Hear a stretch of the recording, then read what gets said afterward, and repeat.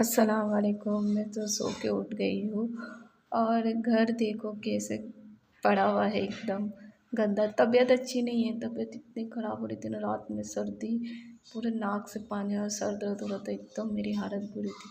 ये देखो मैं अपना चेहरा दिखा रही हूँ, मेरी आँखें भी लाल हो गई, सांस लेने तक के नहीं हो रही, ऐसे हो गई थी सर्दी।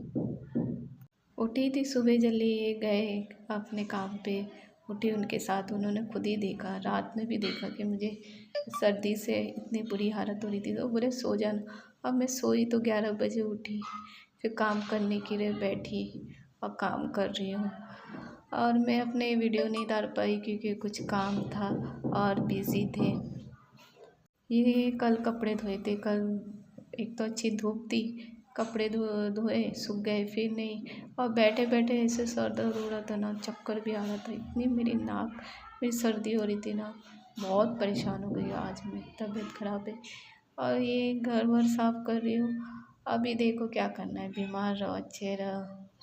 अब शादी हो गई, हमको ही हमारे घर का काम करना है, हमारे घर की सफाई करना है। तो बस ये उठी है, सफाई करी, कोशिश करी कि थोड़ा कर लूँ सफाई यहाँ वहाँ का।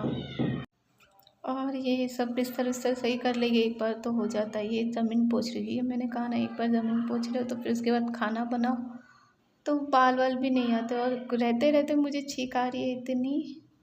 और ये रात का ही जो था वही गरम करे और वही खाई मैं।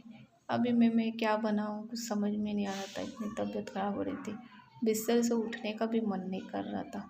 ये मैंने चाय बनाई अपने लिए, काली चाय, चाय पत्ती डाल के, उसमें हल्का सा शक्कर, चाय पत्ती, ऐसा अम्मी बनाते थे, वही बनाई अदरक डाल के, तो थोड़ा अच्छा लगा। और मैंने वीडियो भी शूट किए, वो भी करना था, तो थोड़ा अच्छा लगा। काली चाय बना के फिर मैंने खाना खाई हूँ। और मुंबई गए थे अम्मी से मिलने के लिए, याद आ रही थी, बोले चलो अम्मी से मिल लेंगे, तो गए, अम्मी से मिले।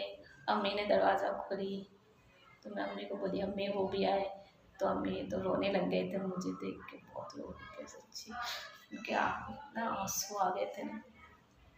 अम्मी से मिले, अब्बू से मिली, हाथ मिलाई, देखी तो अब्बू की बहुत तबीयत खराब है, अम्मी की भी है, क्या कर सकते हो, होता है कभी कभी तबीयत खराब। पर बैठी, ऐसे बैठी जैसे मैं मेहमान हूँ, थोड़े देर के लिए, कुछ घंटों की आई हूँ।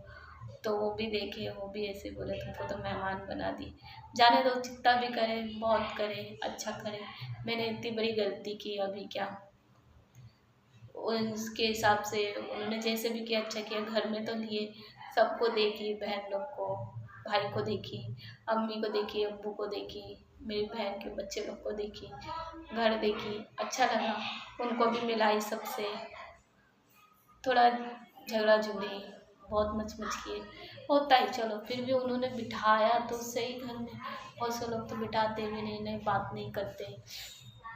बिठाया, बिठाने के बाद बात बात करे, खाना भी दिया, हम खाना भी नहीं खाए, थोड़ा सा ऐसा खड़े हो गया। और फिर मैं जब आई हूँ, मुझे वही लगता है जब मैं ट्रेन में आई हूँ, इतनी ठंडी लग रही थी, बारिश हो रही थी एक तो मुंबई में, फिर ठंडी लगने लग गई। हम लोग आए तो मेरे को लगता वही ठंडी पकड़ ली है, और मेरे सर्दी वर्दी, मेरी आँखें, चेहरे भी इतना अजीब सा हो रहा है ना, कुछ करने का नहीं कर रहा है, सोने का ही दिल कर रहा है, बदन पूरा दर्द हो रहा है। ट्रेन का सफ़र में तो होता ही है। बस आप लोग सब मेरे लिए दुआ करना, मुझे दुआ में याद रखना, और दुआ करना कि मेरे घर और अच्छे से मेरे से बातें कर, मैंने जो गलती की वो गलती को माफ़ करे, मुझसे अच्छे से बात करे, मैं फिर जाऊँ तो और अच्छे से बात करे और अच्छे से बिठाए। माँ बाप के बिना कुछ भी नहीं है सच्ची में। अब मुझे लगता है जब मैं उनको देखती हूँ और ये अकेले रहते तो मुझे लगता है माँ बाप अच्छा ही समझाते हैं। चलो जो होना रहता है वो तो होता ही है, नसीब में जो लिखा है वो होगा। आप मुझे लाइक करना, शेयर करना, कमेंट करना, दुआ में याद रखना। अल्लाह हाफिज़।